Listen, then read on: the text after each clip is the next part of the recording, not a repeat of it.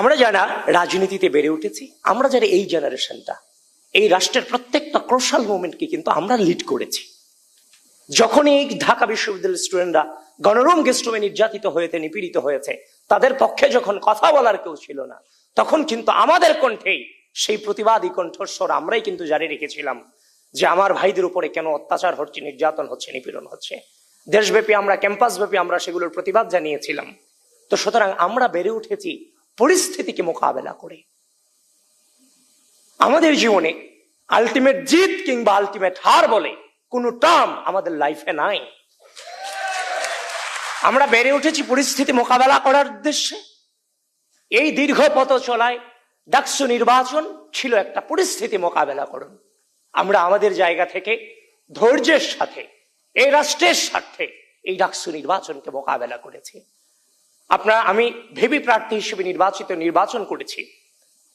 আমি যতটা কি ফিল করে, মানে কি পরিস্থিতি মোকাবেলা করে আসছি, সেটা বাহির থেকে হয়তো আপনারা অনেকেই অনুধাবন করতে পারবেন না।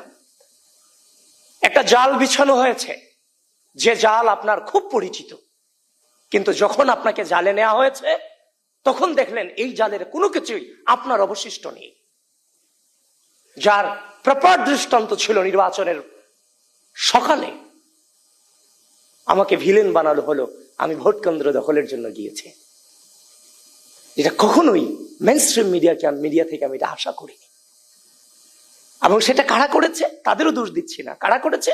যে রিটার্নিং অফিসার আমাকে নিয়ে নির্বাচনী কেন্দ্র প্রদর্শন করেছেন, সেই রিটার্নিং কর্মকর্তারাই কিন্তু সাংবাদিকদেরকে বিভ্রান্ত করতে বাধ্য করেছেন। সুতরাং আপনারা বুঝতেই পারছেন ভিতরটা আমাদের জন্য কতটা ডিফিকাল্ট ছিল। বারবার যদি আপনাদের কাছে অভিযোগ করি, আপনারা সেটাকে আপনাদের কাছেও শুনতে খারাপ লাগবে। এই জন্য পরিস্থিতিটা মোকাবেলা করে এসেছি। কিন্তু নির্বাচন শেষ হয়ে গেছে, তার মানে সবকিছু চুকিয়ে গেছে, ব্যাপারটা তা না।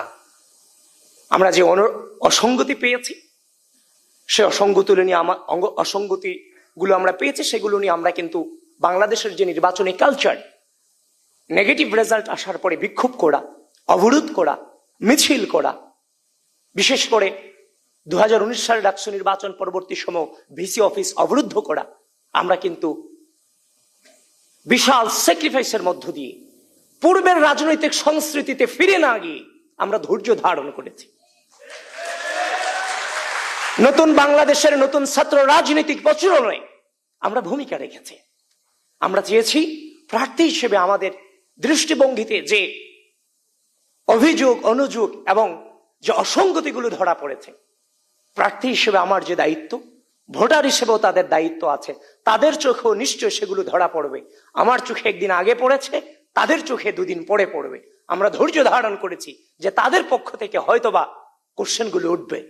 ইতিমধ্যেই কোশ্চেন উঠেছে, আমরাও তাদের সাথে কণ্ঠ মেলাচ্ছি। খুব দ্রুতই এই নির্বাচন সংক্রান্ত বিষয়ে আমরা আমাদের অবস্থান ক্লিয়ার করব। 2019 সালে ডাকসু নির্বাচনকে নিয়ে এখনো পর্যন্ত কিন্তু কথা হচ্ছে। সুতরাং 2025 সালে ডাকসু নির্বাচন সবে মাত্র সংগঠিত হয়েছে। যদি কিন্তু ছাড়া সেখানে যদি কোনো প্রকারের যে অভিযোগগুলো এসেছে, সেগুলোর যদি প্রপার জবাব বিশ্ববিদ্যালয় প্রশাসন এবং নির্বাচন কমিশন দিতে না পারে, তাহলে এই 2025 সালের ডাকসু নির্বাচনকে নিয়েও পুনরায় বিবেচনা করার সুযোগ অবশ্যই আছে এবং সেটা আমরা আদায় করবো ইনশাআল্লাহ।